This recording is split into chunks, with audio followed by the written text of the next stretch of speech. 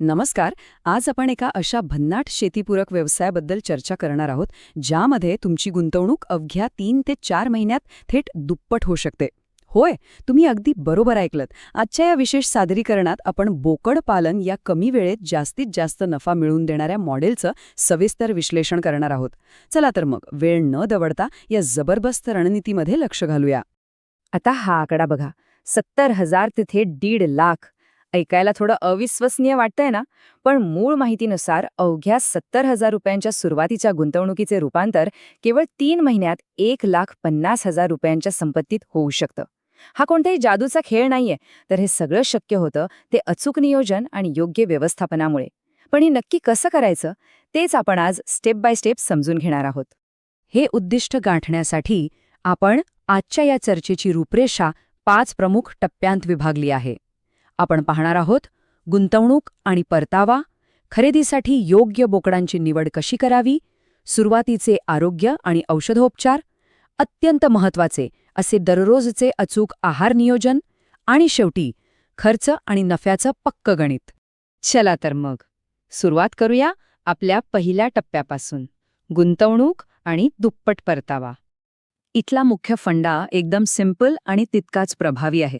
तुम्हाला मध्यम बांध्याचे 10 बोकडं खरेदी करायची आहेत आणि फक्त 3 ते 4 महिने त्यांचं शास्त्रशुद्ध पद्धतीने संगोपन करायचं आहे. याचा रिझल्ट थेट 100% आर्थिक परतावा.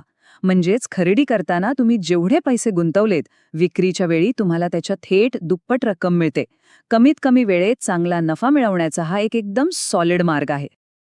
पण लक्षात घ्या, हा नफा पूर्णपणे अवलंबून असतो एका अचूक निर्णयावर, आणि तो म्हणजे आपला दुसरा टप्पा, खरेदीसाठी योग्य बोकडांची निवड.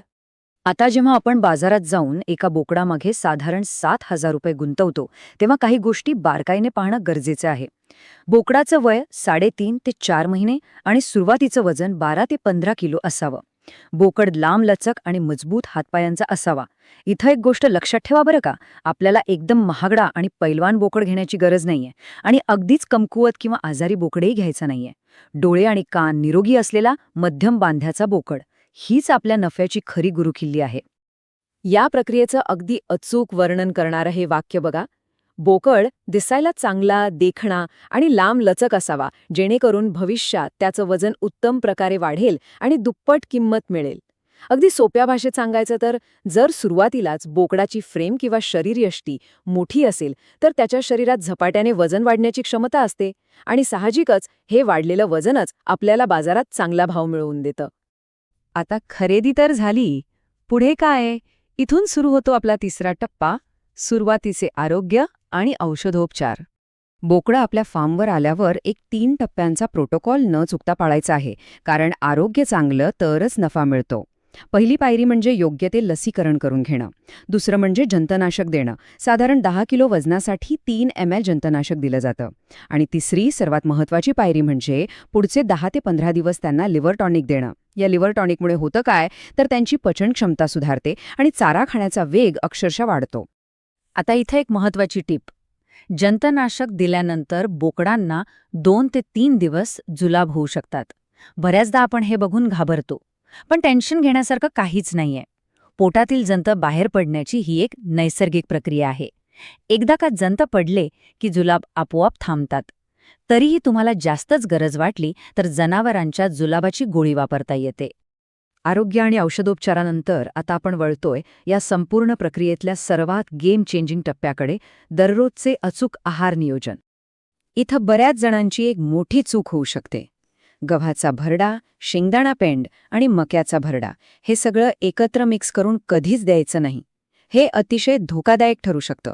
यामुळे बोकडांच्या पोटात गॅस होतो आणि पोटफुगीची भयंकर समस्या निर्माण होते. मग यावर सुरक्षित उपाय काय? तर हे सगळे खुराक एकत्र न देता दिवसाच्या वेगवेगळ्या वेळी विभागून द्यायचे.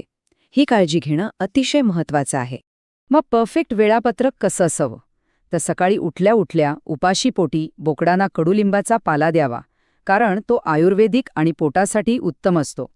त्यानंतर बरोबर 2 तासांनी खुराक द्यायचा, जसं की गव्हाचा भरडा किंवा शेंगदाणा पेंड. मग दुपारच्या वेळी मका किंवा मेथी घास यांसारखा हिरवा चारा द्यायचा. आणि हिरवा चारा दिल्यानंतर 2-3 तासांनी त्यांना सुका चारा दिला पाहिजे. हे असं काटेकोर वेळापत्रक पाळलं की वजनात अगदी जादीही वाढ होते. आता तुम्ही म्हणाल, भरपूर हिरवा चारा दिलाय, मग सुक्या चाऱ्याची काय गरज? तर मित्रांनो, इथेच खरी गोम आहे.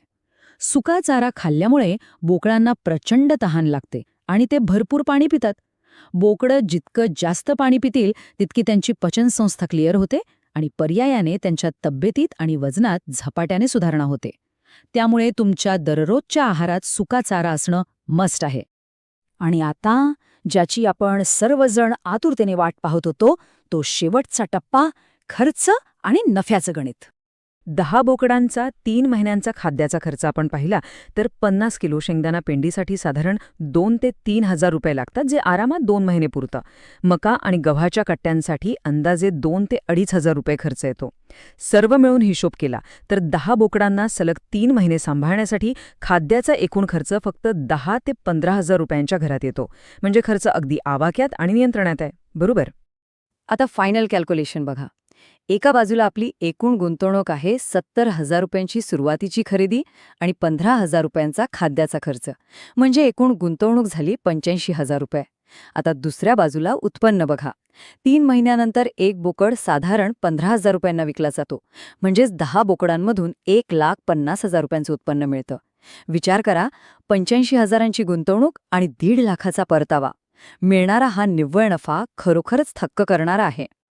आता जाता जाता एक प्रश्न स्वतःलाच विचारून बघा, असा कोणता दुसरा व्यवसाय आहे जिथे केवळ अचूक आहार नियोजन आणि 3 महिन्यांची समर्पित काळजी घेऊन तुमची गुंतवणूक थेट दुप्पट होऊ शकते?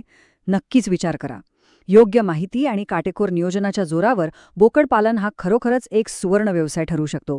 आजच्या या विश्लेषणातून मिळालेली माहिती तुम्हाला नक्कीच उपयोगी पडेल अशी आशा आहे. पुन्हा भेटूया अशाच एका रंजक आणि अभ्यासपूर्ण सादरीकरणात. तोपर्यंत शिकत रहा आणि प्रगती करत रहा.